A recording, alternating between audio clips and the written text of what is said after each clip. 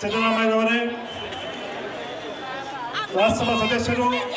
ಕೆಪಿಸಿಸಿಯ ಕಾರ್ಯಾಧ್ಯಕ್ಷರಾದ ಸನ್ಮಾನ್ಯ ಜಿಸಿ ಚಂದ್ರಶೇಖರ್ ಅವರೇ,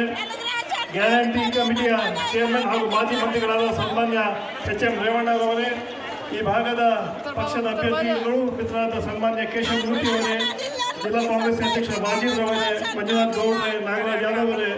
ಸುಧೀಂದ್ರ ಅವರೇ, ಶಿವಕುಮಾರ್ ಅವರೇ, ವೇದಿಕೆ ಎಲ್ಲ ಪಕ್ಷದ ಹಿರಿಯ ಮುಖಂಡರೇ, ಬ್ಲಾಕಿನ ಅಧ್ಯಕ್ಷಗಳೇ, ಮಹಿಳೆಯರೇ, ಯುವಕ ಮಿತ್ರರೇ ಹಾಗೂ ಮಾಧ್ಯಮದ ಸ್ನೇಹಿತರೆ,